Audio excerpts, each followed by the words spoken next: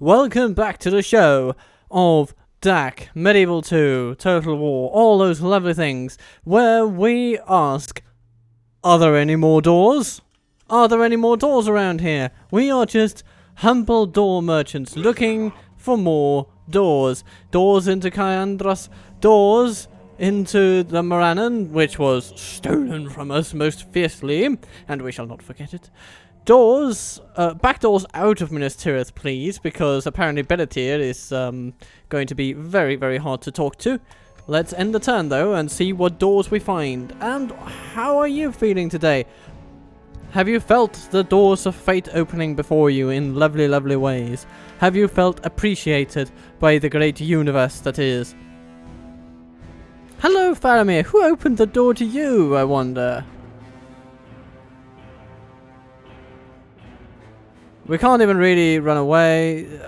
It's almost useless to fight this. But we can try. We can try to overwhelm them. I guess that's all we can do, really, isn't it?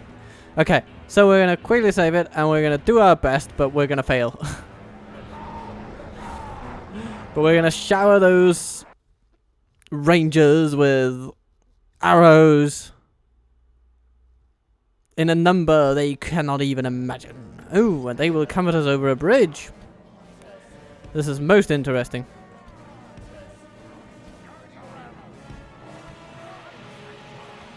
Pay attention! Okay, so what are you gonna do? Oh, are you gonna run at us? Oh yes, come to daddy. Come to me.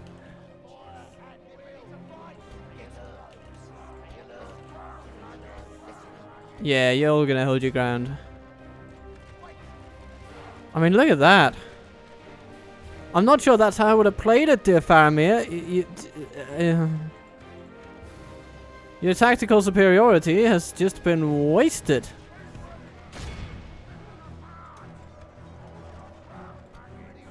What is this? Faramir, what are you doing? This is such a strange turn. Okay. Keep shooting at whoever you can shoot at. And then we're going to set up some folks over. What are these guys doing? What are you playing at? What exactly is your strategy, dear Rangers? Is to run, what? Through the lines and shoot us? What? This is so weird. This is weird. Rarely do you see anyone acting this weird. The enemy are badly bloodied. They have lost half their men. Okay, every unit is just going completely tits up crazy at this in this battle. It's quite weird. Hello, Archer Militia. You're about to be shot.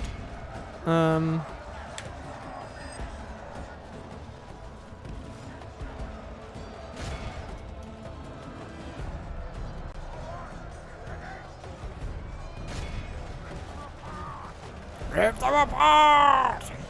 Oh yeah, stop guard mode, I guess. We're going to use arrows in another direction now. Let's see if we can do something about those bodyguards. I doubt we're going to be able to do much damage to them, as they're some of the most heavily armored units in the entire game. But we're going to try. We're going to try. Another one of Faramir's friends bites the bullet. Well, proverbially speaking, at least.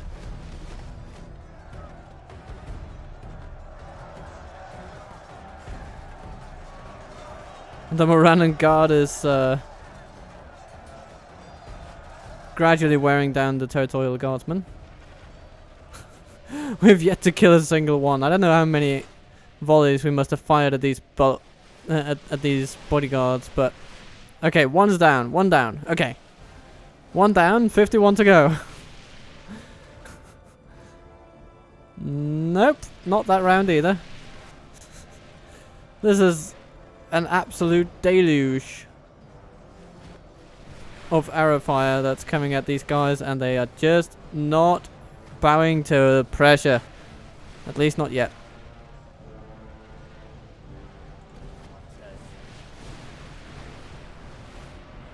But hopefully we can take this time to just soften them up a bit, and then once our archers find their way into melee, they will hopefully do a little bit better than they otherwise would, given that the bodyguard unit is going to be weakened a little bit. It's those archer militia, though, they are actually picking off our archers pretty effectively. Okay. Well, you've killed a grand total of bugger all, so run into combat and see if you can do better in melee. Not that I am totally optimistic. And the territorial guardsmen are now doing well against the Morannon guard. Oh dear. Oh no, we're wavering. Well, I mean, no matter what they say, we've given it a fair shot, I think. Defeat seems almost certain. Where is the man himself? Where is that Faramir bloke?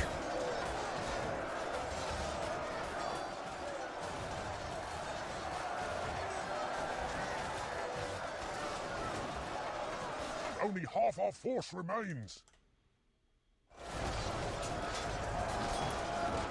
I mean,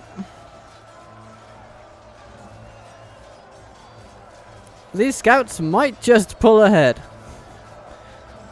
Right? It just might happen. They have lost half their men. Our men have fought long. Oh, and these guys are fighting the archers now. Yeah, that's not going well. And there we go. Everybody runs away. And they heal a good chunk of their units. But you know, I can't be too unhappy about this, I guess. Could have gone a lot worse.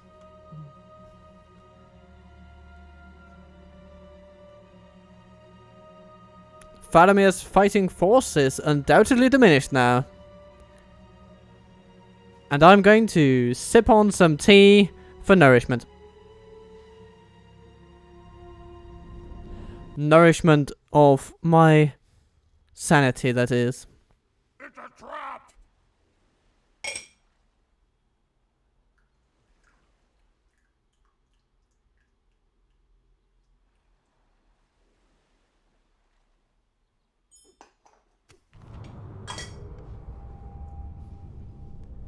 Shi-vuus, the desert sand.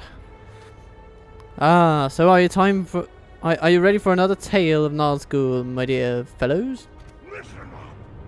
Shi-vuus. In a time long past, when peace covered Middle-earth and Númenóreans were passing deeper into darkness, a small boy was born into the harsh and unforgiving land of Harad. On the night of his birth, the moon shone with a fierce and brilliant light, bathing the deserts in a deep silvery glow. His family thus named him Shi, meaning light in the language of the desert folk. The boy's infancy was marked with miracle.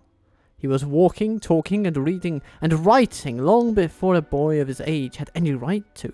His family, having little knowledge of the outside world, thought nothing of it. Simply a wonder of nature's many mysteries, perhaps. They were nomads, and, like so many of the desert folk, they followed vast herds of strange beasts, from watering hole to watering hole. In their wanderings, they covered thousands of miles, but rarely did they see another soul. When necessary, Shi's father would make contact with other nomads, and the family eked out a meager but peaceful existence. As Shi grew, he took to the family's ways with ease and played his part in desert life as his forefathers had done for generations. Little did he know that Shi was nothing like his forefathers. It was a cold and biting night. A fierce wind blew up from the south, ripping and tearing at the small tent that housed Shi and his family. Huddled in a corner, they kept together for warmth and longed for the breaking of dawn to bring the desert's heat. As the night drew on, the wind whipped into a storm, and the lines of the small tent could no longer hold. Shi's father and brothers rushed out to secure the tent. It was the one lifeline they had. the one wall to hold back the rising storm.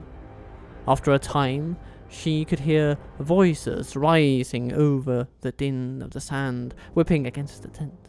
He broke free of his mother's grasp and went out. He found his brothers clinging to the lines of the tent, struggling to maintain a hold on the canvas as it threatened to fly free. They were calling to their father, who was lying in the sand a few paces from the mouth of the tent. She dropped to his father's side and looked on in horror as blood spilled from the side of his father's head. An errant branch lay nearby, with a crack down its length. The boy was overcome with rage and anger. He held out his hand against the maelstrom of sand and screamed defiantly into the night. Then it happened. A stream of blinding light issued from Shi's hand and took shape. A great and mighty wall of light. The storm broke against the wall, and an immediate calm fell on the space behind it. His brothers dropped to their knees in wonder and awe, and as light enveloped each of them, they felt a warmth surge through them. She raised his other hand behind him as his father slowly rose into the air. A soft, golden light surrounded his limp form. But as he rose into the night, the little life in him was rekindled. He felt the wound on his head bind and heal. Gently, he was lowered to the ground, and it was all anyone could do to stare at Shi. After a few moments more, the boy raised both hands above his head, and a blinding flash burst up into the sky. The flash rose and rose, and then exploded into a million sparks of light. Darkness then fell all around the family, but the storm had gone. She fell to the sand, unresponsive. A week passed, and she awoke in the familiar surroundings of the tent. A gentle breeze lapped at the canvas and felt cool and crisp on his skin. As she sat up, he realized he was not alone. Sitting but a few feet away was a man. At least he looked like a man, but she could feel something odd about him. The man had soft and unfamiliar features. His skin was lighter than Shi's, and his hair was of a brilliant gold. He stood and had to stoop to avoid the top of the tent. She had never seen anyone like him. At length the man spoke. "Don't be afraid, boy. I am here as a guide. I see the surprise in your face. I am not of your land. I come from far beyond the desert sands. I saw the flash of your power not 7 days past, and I have come to help you.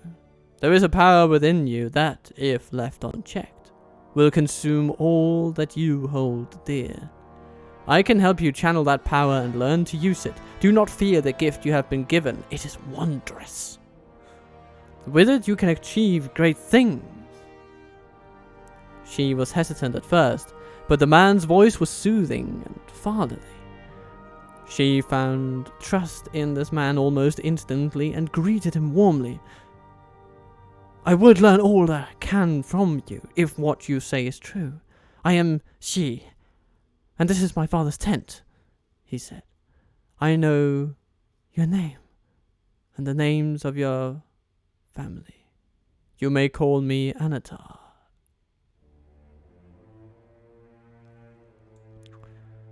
"I am delighted to meet you, Shi." Anatar stayed with Shi and his family for a year, wandering the deserts with them.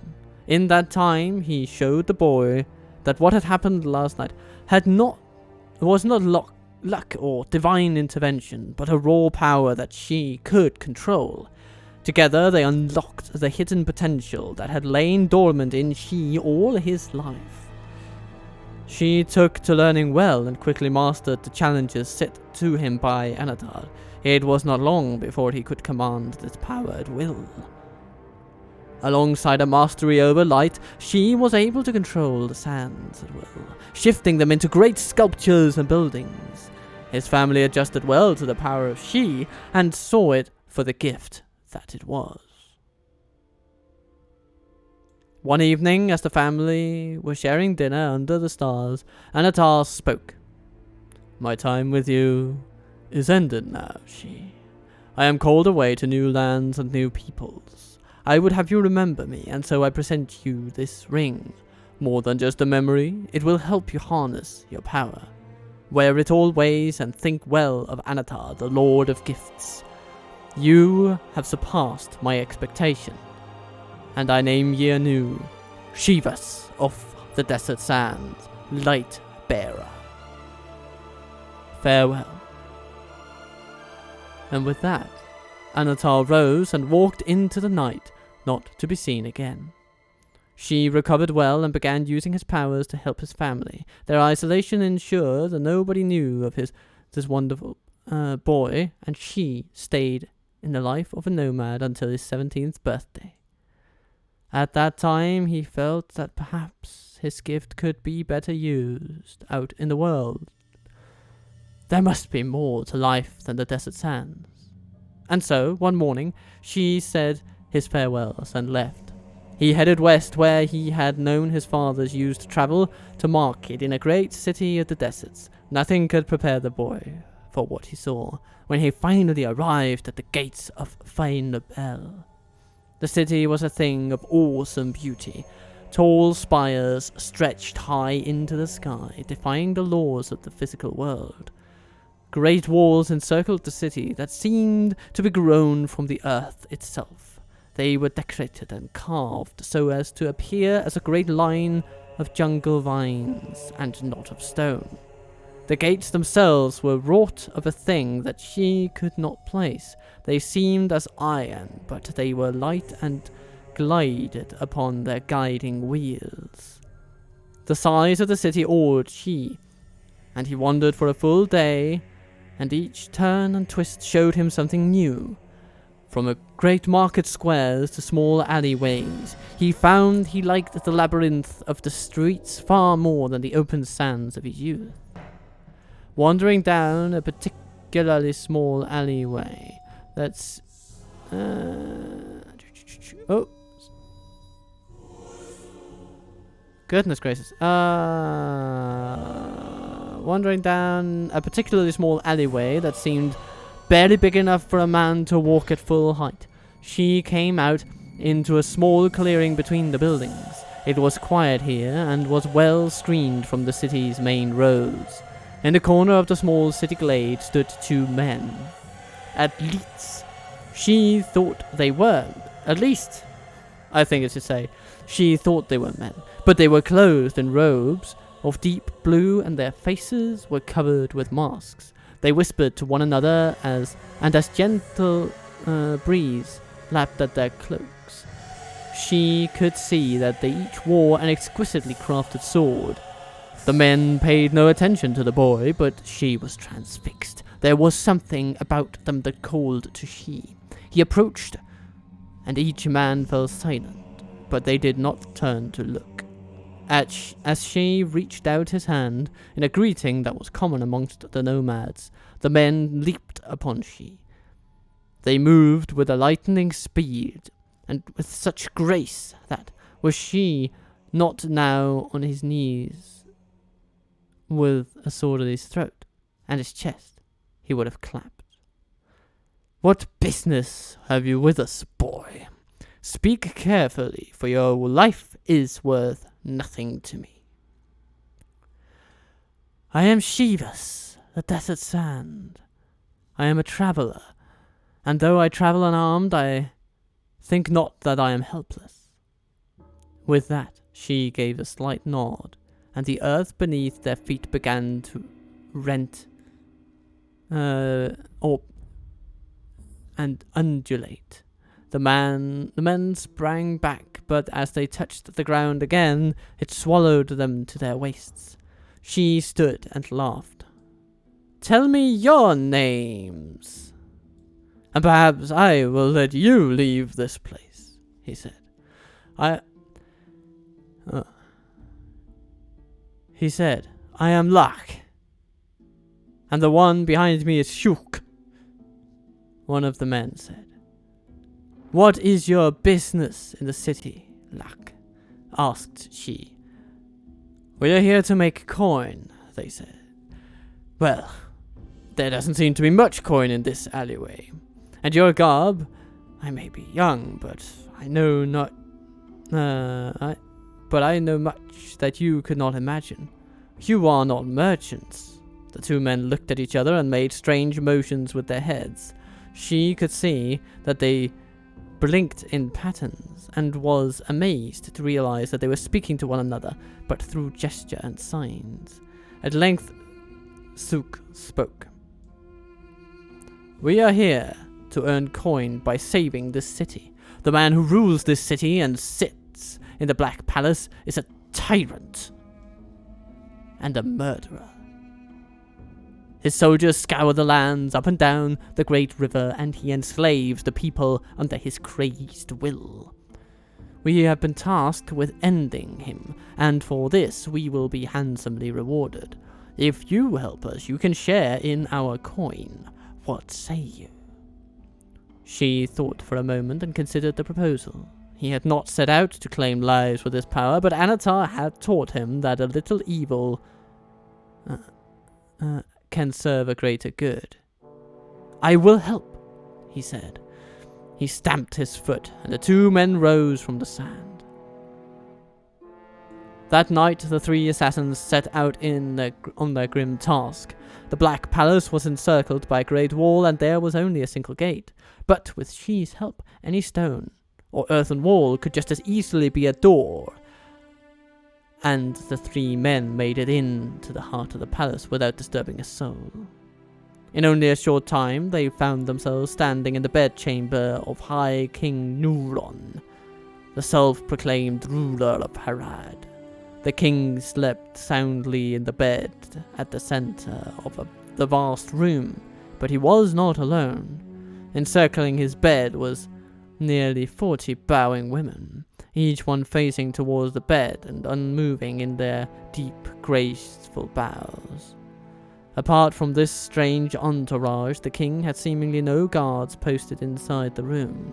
Lach and Suk spoke to one another in their silent gestures. And then Lach said, "We cannot get to him without alerting those women. They are more than they seem, and we cannot risk their ire. We need your help." She understood. "Close your eyes," he said, and he silently sat on the floor and closed his. After a few moments, he began to rise into the air, and then, suddenly, an almighty flash ripped at the heart of the room. Within seconds, each and every bowing woman fell to the ground, their faces twisted and warped, as though frozen in a deep agony. Nuron was woken by the flash and the sound of his guards falling, and he went to scream, but before he could, a blade tore through the silence of the room, and he dropped against the headboard. It was done. Lach and Suk then led Shi out of the city, using his help, and they met with a dark and shadowed figure a few miles from the city gate. They nodded to him, and he dropped a large bag on the floor and rode into the night. The three assassins then made their way into the desert. They walked for 2 days until eventually Shi could see the small spires rising from the top of a tall and jagged rock formation. "We are home," Lach said. "Welcome to Talash." She was not sure what he was seeing. At first it seemed as though a great rock had been dumped in the desert, but as they drew nearer, windows and doors appeared in the rock face. It was a fortress, carved out of the rock itself. They led Shi through a labyrinth of sheer rock walls until they entered a simple wooden door. Shi found himself in a great inner chamber. The walls were of polished stone, and the air was cool. The room was filled with many men and women garbed in the same blue robes as Lach and Suk. She was ushered to the front of the room, where a tall hooded figure was standing silently. "I am Grand Master Halakrim. Welcome to Talash, Shi-vuus," I have heard of your powers and your exploits in Firebell. We have gathered here to have you join us. We are the Hashari. She stood silently and gazed out to realize that all the gathered assassins were kneeling before him. Halakrim spoke. The prophecy is now complete. The wandering boy born of the desert sands now stands in the halls of Talhash. It is your destiny, Shi, to lead this order to greatness. With that, Halakrim threw back his hood and knelt before Shi as well. She felt his power rise in him as though it was accepting this honor. He could not quite understand why, but something within him told him that this was his destiny and that he must accept. I will lead you, he said. In the years that followed, Shi-vuus honed his power and prowess with the Hashari. He accompanied them on their shadowy dealings, and within only a short time he had shown his aptitude for their work. He found that he relished in the task. Where before he gawked at the idea of killing another, his mind now always found reasons for their deaths. This one was a torturer, that one was a tyrant. This family helped shelter a known murderer, that town had been enslaving nearby villages. He felt deeper and deeper into the ways of the Hashari. And after some years, he no longer cared who his targets were. He didn't care for the coin either. He relished the kill. He lived for it. She found ever more dark and disturbing uses for his powers and began to draw his kills out, to take pleasure in the hunt. To Shi, that was all there was. Whenever his mind doubted his actions or balked at what he had become, another voice rose in countenance and silenced his doubts. It was not long before Shi's name was known throughout all Harad, Shi-vuus, the desert sand. For many more years, Shi led the Hashari to greatness, as was foretold. He outlived many of his brothers and sisters, but at a great price. By the time Shi turned 50, his body had become a twisted and shallow thing, I assume it is. His ribs were marked on his chest, and his breathing was slow and labored. His legs creaked and groaned. With each step, he walked bent over and with the aid of a stick. Yet, when he commanded the power that ran through him, he moved with an elegant grace and was deft on his step. As unstoppable in combat as he has ever been. His mind was clear. However, and ever, did the lust for killing call him, but he never raised a blade against the Hashari. It was a cold and biting night that Shi's destiny would finally be fulfilled. She opened the door with a sly. No, that was a line too much. He sat in his private chamber preparing for another raid to satiate his hunger when there was a knock on the door. She opened the door with a slide of his foot and ushered his servant in. A shadow loomed over his table and he grew irritable at the silence. "What is it, Dineb?" he said. "I am not Dineb, and I see that you are no longer the Shi I knew in the shifting sands." She whirled in place and found himself staring into familiar eyes. "Anatar?" he asked. "Ah, yes, Anatar. I have not used that name now for many years. You may call me as I call myself. Sauron, Lord of all." She felt an uncontrollable need to bow, and at once he fell to his knees. "I see you have worn my ring as I asked, and with it you have achieved great things, such wondrous and terrible things. You have served me in life well, Shi, and I am here to reward you again. You have already richly rewarded me, my lord. What service have I offered you that I am worthy of more. Ah, Shi, you have spread fear and terror in the lands of the south. You have put down a king who threatened my power, and you have honed your skills as a warrior in preparation for your tasks to come. Yes, you have served me very well. She was baffled. Tasks to come, my lord? He asked. Yes, Shi, you have served me in your life, and now I give to you the gift of unending life, so that you may serve me in all the long lives to come. Sauron turned and left, but not before resting his hand on Shi's withered shoulders. The man that had lived Shi-vuus, the desert sand, died in that room that night, and when Deneb came upon the room with supper some time later, he found only his master's old cloak crumbled on the floor. And here he is, with his temple wards, ready to make life hell for anyone so unfortunate to cross him. I feel like I need a little bit of tea after that. Get ready for fighting.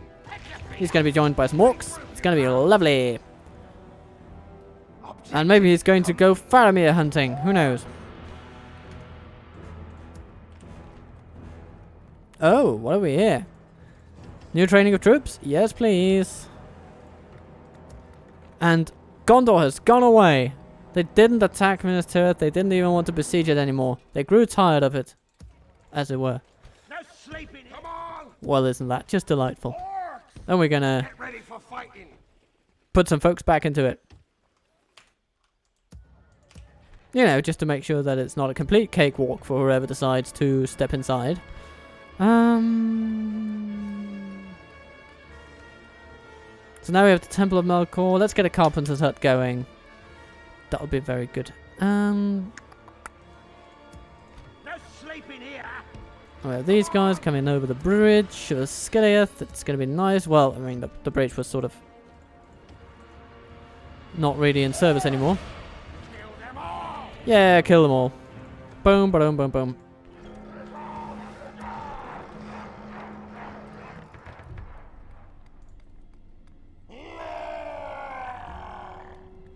And we're going to want a Carpenter's Guild house in there eventually. Be gone. Get ready for fighting.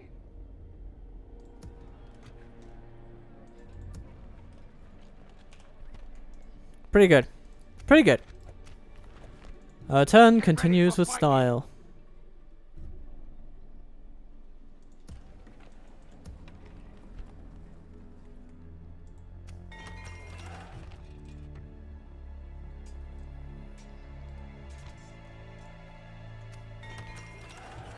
Dorthang.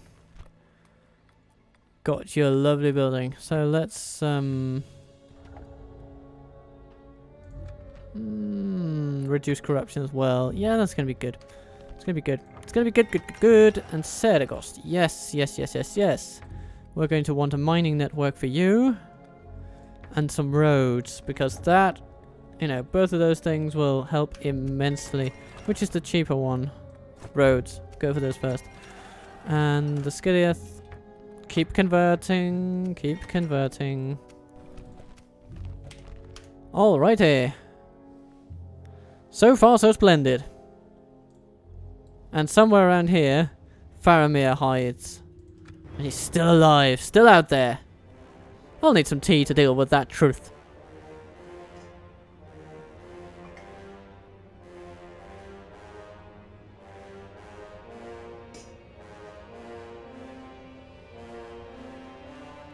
Hello again, Gondor. You just couldn't help it, could you? They're attacking the camp. Apparently, you saw the greatest door of all and you said, Mordor, please.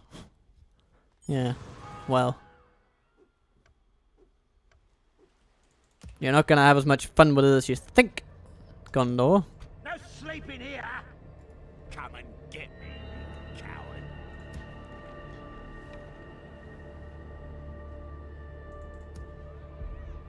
Listen up. Okay, Shi-vuus moves through. Complete defeat. Regroup, you louts. He's joined by a couple of orcs. He's gonna head over to Galabrin. Completed an objective. Orcs. Kill And he's them gonna pick up all. some folks along the way. It's gonna be very fun. Q stalled, but only momentarily, I assure you all. Our finances will hold, damn it. They will hold. You know, in the long run.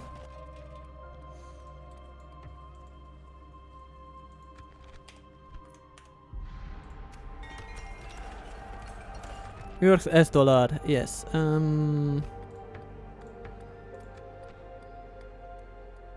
All the good things. Saragosta's building, yes, thank you. That's probably the most important thing. Then we need some mines here at Baradur. We'll need some more armories and the like.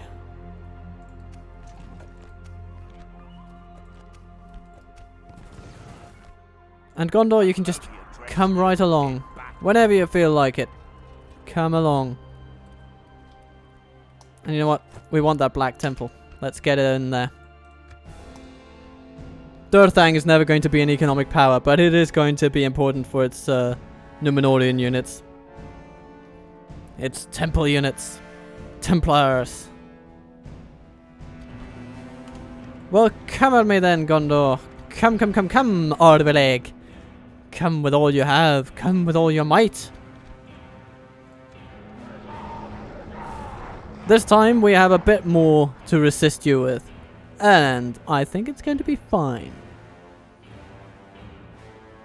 Last time we had just spear units.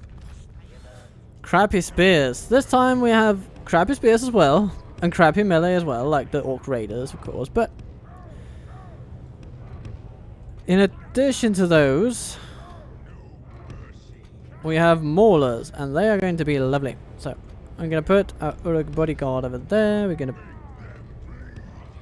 to have some folks there to make them bleed, as they say, so eloquently. And then there as well. And these even have weapon upgrades. Woohoo! So first we tire them out and then we charge them. Come at me, Gondor. Just try me. You've tried to add more militia to the pile. But I'm not sure it's going to be as successful as you want it to be. I mean, look at these guys. They're just not... I mean, am I going to put my ladder up on that? Surely... I don't think I can do that. I don't think I can. I don't think I can. And then they just froze in terror at the mere thought of it.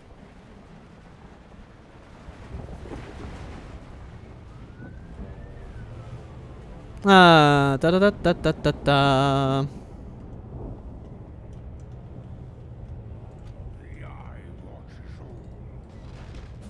Okay, they are actually in range of the tower, and the tower is in range of our troops.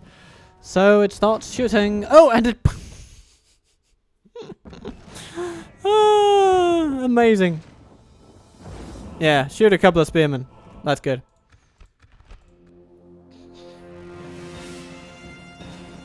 Okay, Gondor, you're gonna have to do a little bit better than that, apparently.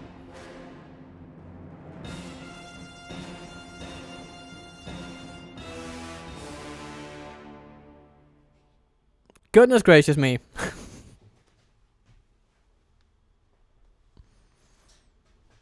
The teeth of the Black Gate apparently have a bite to them. We've destroyed the enemy. Not that it changed much in the status quo, but, you know. But I think we would have been able to resist them either way. Yes, Lord. Without question, my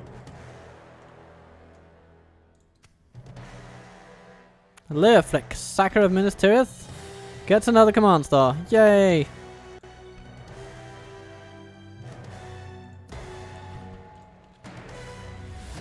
Bellatir just keeps standing there.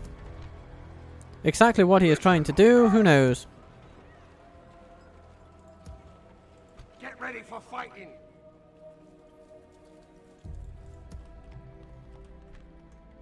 Listen up! Listen up! We're gonna rejigger some folks. Come on. Yeah, I'm calling these orcs folks. Don't ask me why. Listen up!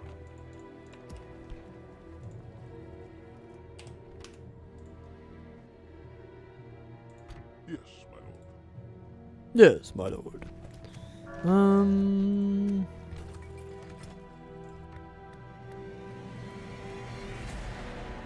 Carpenter's hut in Osterthiel. That's the last upgrade to that building that settlement will ever see. At least under our guide. Sleep in here. Get I'm ready glad for you can fighting. head to Kiradungal, I guess.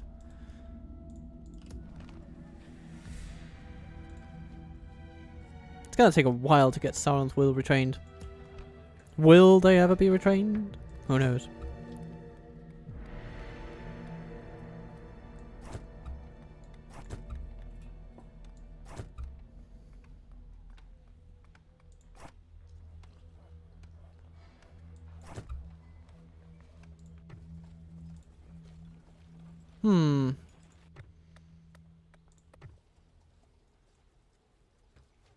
Orc archers for training. Some orc archers would actually be nice for the Black Gate. Put them up on there and have them shoot at everything.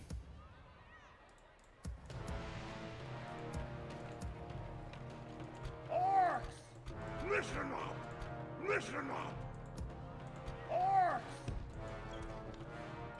Oh. No sleep in here. Nah. Back you go. That gives the better returns, after all. What do we have here? Do we want some trade in here? Yeah, I guess we do. That's a decent, if not amazing, return. So, we're gonna do that, and Orcs. Get ready for fighting.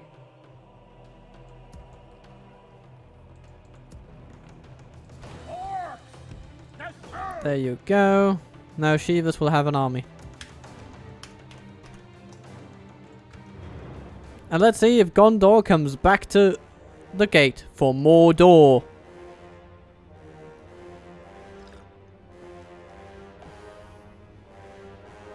Oh, they come to Minas Tirith for Mordor. They want the doors of Minas Tirith. The door to the Tower of Ictharion.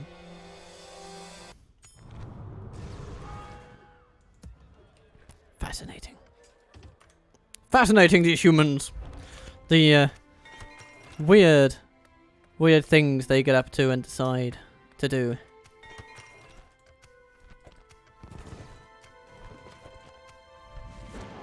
Angmar and Gundabad are now at each other's throats. Fascinating. Come on. We have completed an objective. Watchtower there, please. And then Humgrat, you go to Minas Morgul.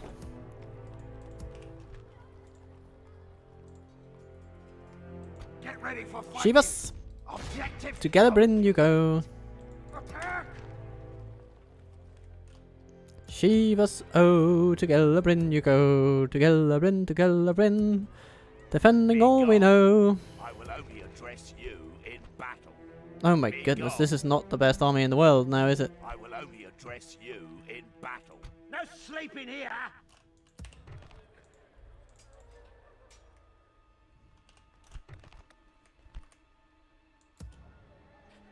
Can I help, my lord? Mouthy? Come this way, Mouthy. You have some Numenorians down there too. Tomorrow's journey awaits. Continuing tomorrow. To say hello to. Or Dunedain.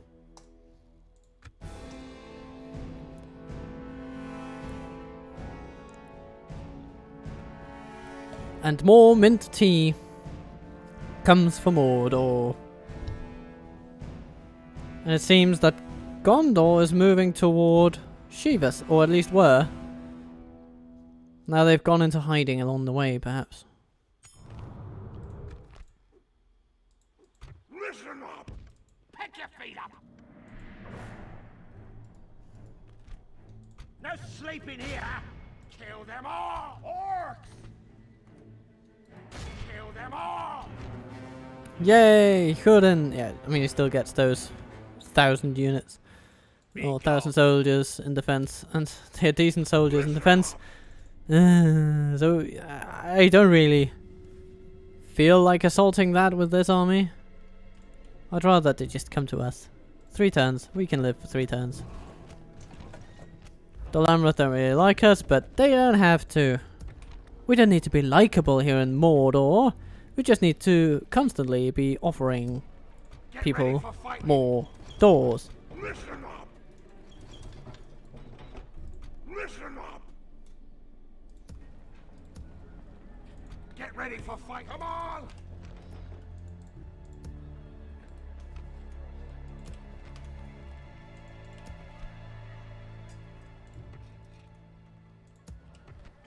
And we are building the Black Temple. Yay! Yes, my lord. Excellent. There is something you wish to speak of? Yeah, I would love to have you buy my map. It is not without discussions. At once. Thank you, dear. Thank you. Continuing And the mouth tomorrow. continues. Get ready for fighting!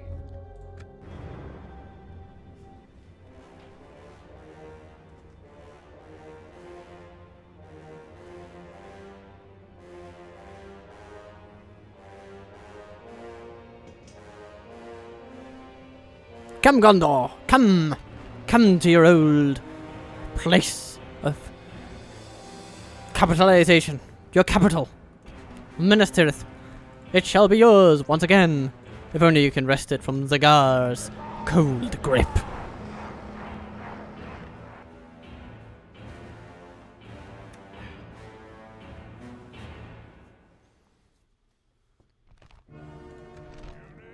Okie dokie, we have a bunch of orcs, and we are not afraid to use them, so Gondor, tread lightly. Archers on the walls, I mean, that cannot really be a controversial tactic here. So, who's coming? Territorial Guardsmen. Yeah. It's always a bit hit and miss with placing archers on the walls of Minas Tirith. It never works quite as well as you want it to. But, nah. It is what it is.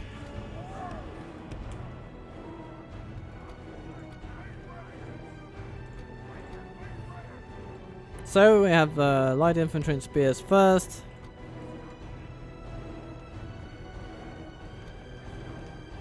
And then Team 3 will follow up with weapon upgrades and all that stuff. All that good stuff. The Orc Band, though, they have both experience and attack upgrade, meaning they have 3 in attack. Ooh. 3 times as good as it normally is. And isn't that just the most loving indictment of these orcs? When modest upgrades can like increase their stats by threefold. Maybe that's an advantage. The enemy are battering I guess down it our is. gates.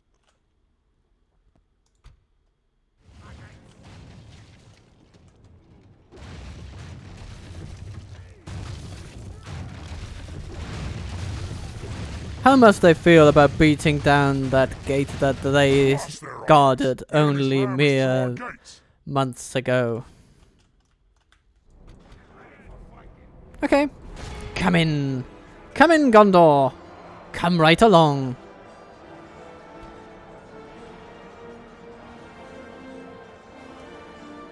And there come Territorial Guardsmen and Gondor Militia, but that unit there, Gondor Infantry, that's the one we would like to shoot. In the head, if at all possible.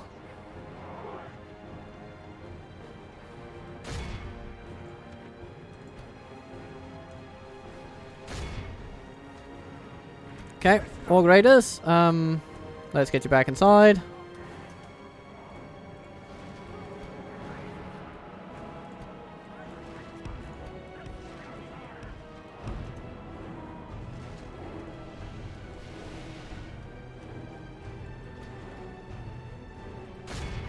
Some archer militia over there. Let's make them sorry for coming.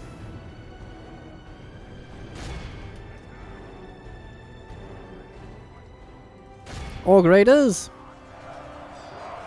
Take them on. Or something. Make them struggle for each inch of ground.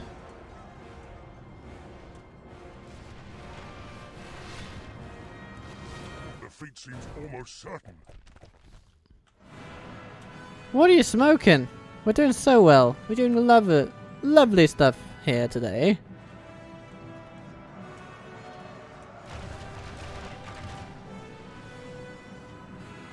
Look at that archer militia.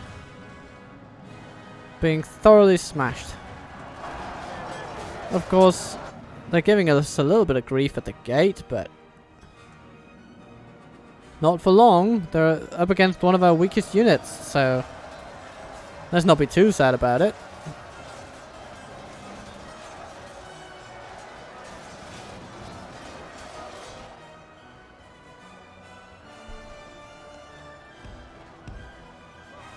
Time to bring down our finest to the ground floor.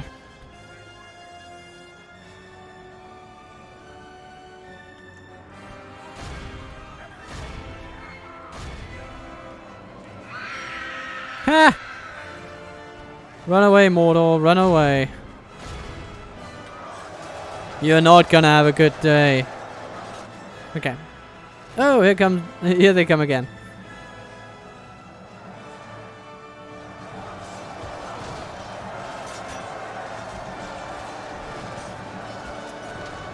The Gondor infantry, stout warriors that they are. For the moment, the enemy are badly bloodied.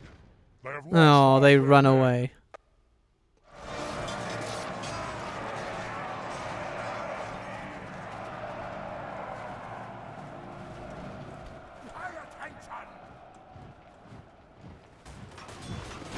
And they run away again. If we continue like this, we Stout will soldiers of Gondor. Running away. Ah, and here they come with yet another ram, because of course they have the ambition of breaking through to the innermost layer of defense.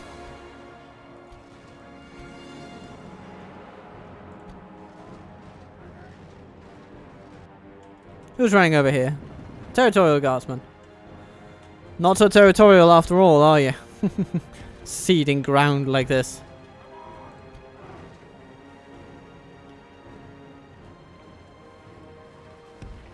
onward. I'm tempted to just throw our marksman at them. It's not that, you know, being a Nazgul, our dear general, is not that... I mean, he doesn't need to be that afraid of dying. He's got so many hit points. Especially against these early tier units. They're just... yeah, it's not going to do a thing. We will smash the enemy. And then we give them a little cry.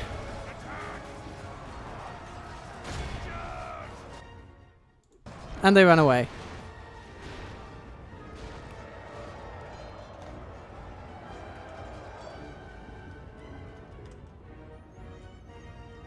I guess that's all we need to do today. 259 Temple Marksmen, along with 163 Prisoners Caught. But the Moran Guard have also done well, and the Orc Raiders, sort of. Scouts, 83.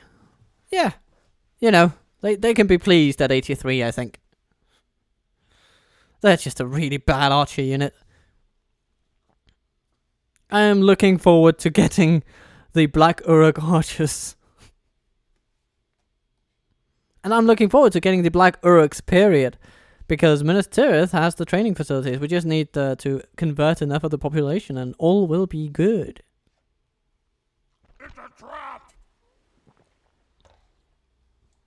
Away. Oh, they want it. Okay. Oh, and there comes another general. Who is that, though? Let us have a look. La da da da dum. Da dum dum dum.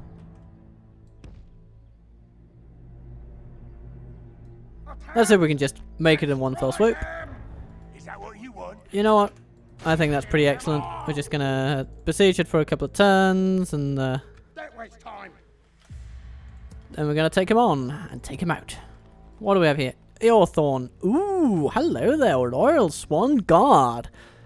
Spicing it up in here.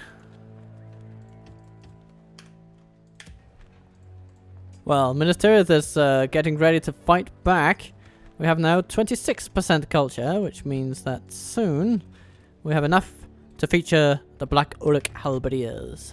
And that's going to be very nice. They're going to be so happy to meet Eorthorn. I am certain of it. Can I help? Mouthy, continue south, Without please. question, my lord. Stopping here. The Morannon repairs its gate. That's nice. Relations worsened with Halrad, and the Dunlendings and Isengard have joined forces. Which is fine. They will all burn. Eventually.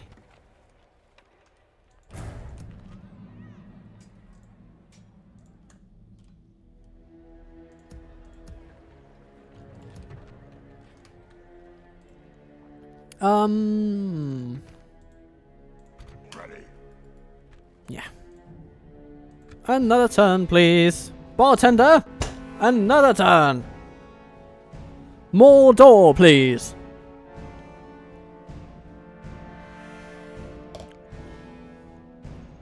Hello, Rune. What exactly are you trying to do?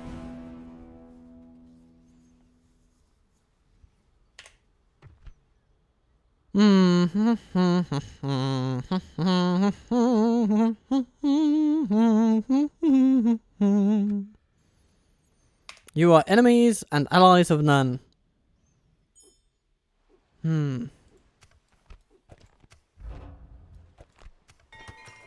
Yay! More construction buildings. More economic buildings. More. Very good. And Muslun, you are doing an excellent job managing this place. No I mean, sleeping here. were it not for you, it'd be a right bloody mess. Listen up. But you're doing good. Pat yourself on the back. Your management alone guarantees our war effort. Rohan and Isengard are at war. Oh, well, we heard that one before. And then Gelabrin, we're just going to sit Is that back what you one want? turn more, and then... Oh, yes, Karandros is going to fall. At your service. Okay. At once. Tomorrow's journey awaits. Stopping here. More retraining here. Oh, more training there. But we're just going to save up a bit of money for next time. So that we can build and build and build.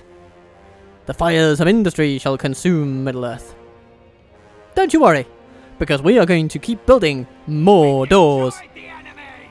Aww, Huron didn't even try to rise up.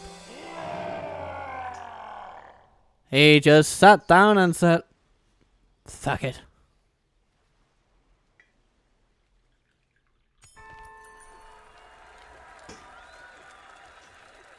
Brawler's Pit? Eventually, I guess.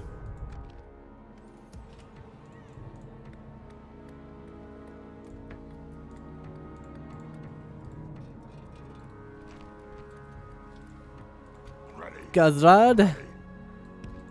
Get yourself over there. Ooh, hello. Rohan besieging Calenhad with Okay.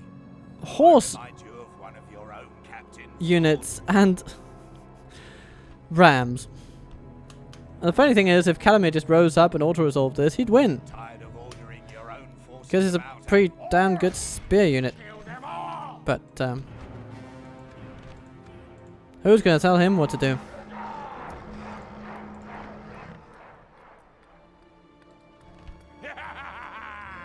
Ah, we have a Master Mason's Hall here. How lovely.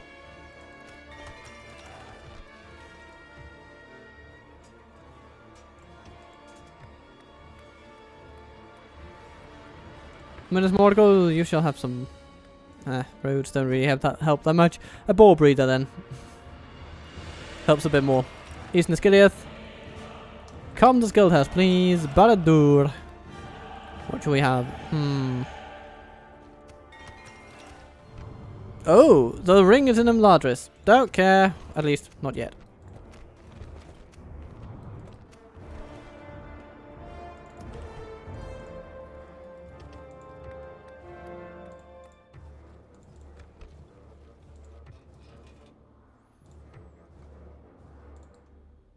Emmanuel. We'll just leave those guys do their thing.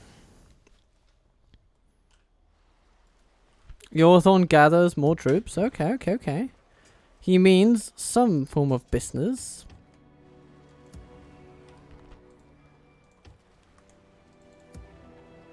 Listen up.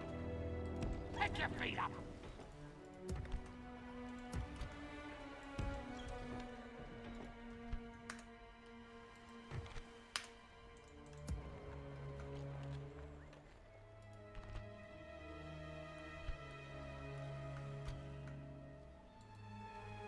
Ready.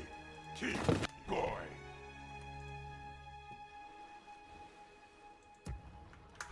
Let's grab these guys and send them this way. Pick your feet up. Hello. I'm gonna grab all my friends and then we'll say hello to your thorn. Destroyed the enemy. To your thorn. Smash, smash, smash.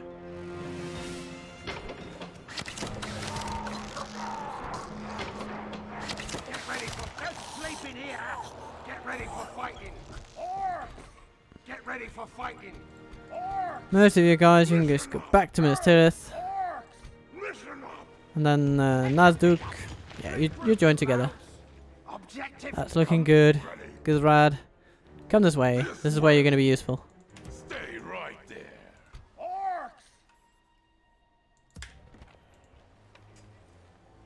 Listen up.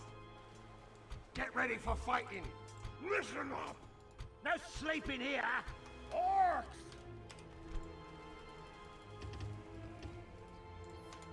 Retraining is happening, folks. Retraining is happening. Get ready for fighting. We're going to send a lovely little army. Orcs. Get ready for With fighting. Leofric.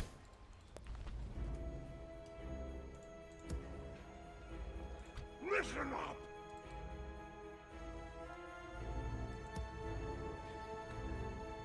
Orcs. And here we can just leave some orcs in charge. That's fine. Objective complete. Tee-hee. Very, very good. Very, very good. Shall we take just one more turn to see what we can do? Why don't we?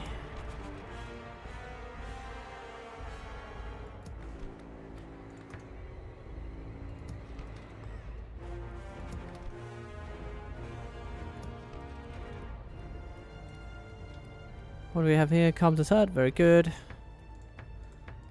Gonna get all the co-buildings. And then we have Mouthy. Not to forget about you. What is it you wish? Haldanur. Yes.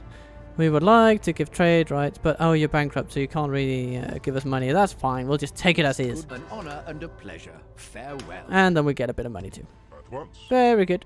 And we go back. Continuing tomorrow. Ooh, what do we have here? Sword of the Lieutenant of Baradur. Gives us a bit of extra security. Yay. And Leofric moves on. Ready. In his own lovely way. Get ready Shi-vuus, for I mean, fighting. I think we should send you this way. Objective complete. Because it's possible that Calenhad will fall to Rohan. But if it does, then we'll be there. Ooh, but before that, it seems we'll have to say hello to Faramir. Hello there, son. Hello. Welcome, welcome to.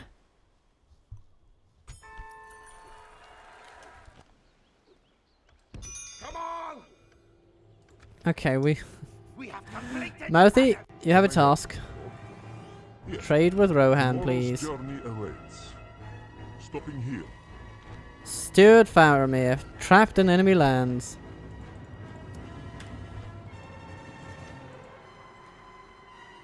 No sleeping here. Oh! Orcs! Get ready for fighting.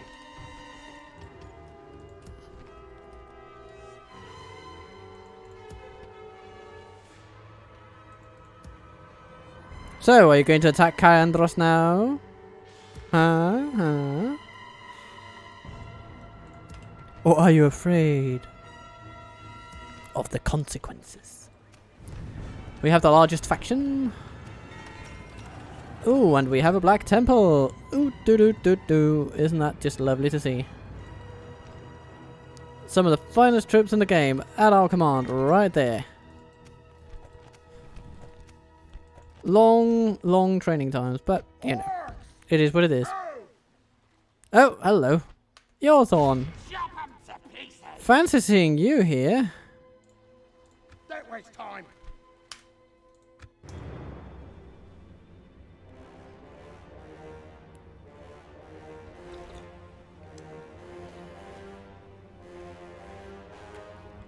Dum.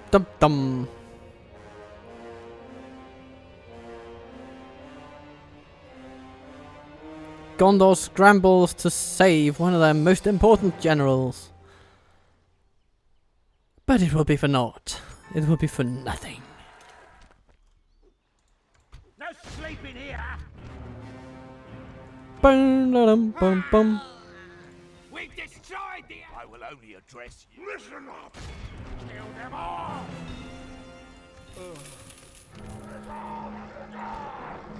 So what do we have there?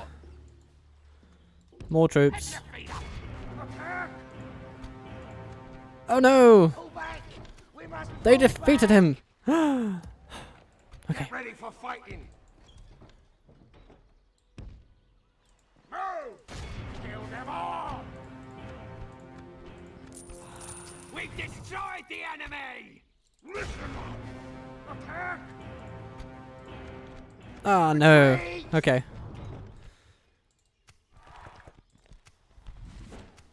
Dol and the winning at war.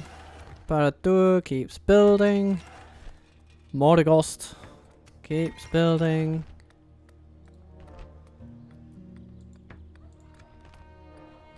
And a Temple of Melkor and Ostathiel would be nice. I will only address you in battle. Ready. Hurry up. Yay! Hurry up. More skill for us by. Still not very good, but it's at least better. Kill them all.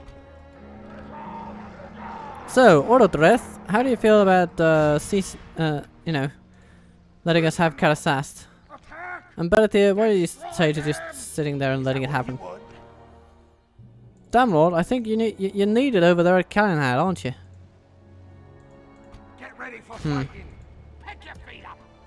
Or Strange. listen up. Pick your feet up. No sleeping here. And then Get ready for fighting. we shall surround Faramir and pound him into the dirt, Listen up. where he Get sort of ready for belongs. fighting. Move. Get ready for fighting. Kill them all. But he's not. How can he not be cornered? He is utterly cornered. Well. We'll see to that next turn. For now, this episode needs to come to an end, and I need to record some music projects. And I hope you have a lovely, lovely December. Captain Total Waffle, considerably out.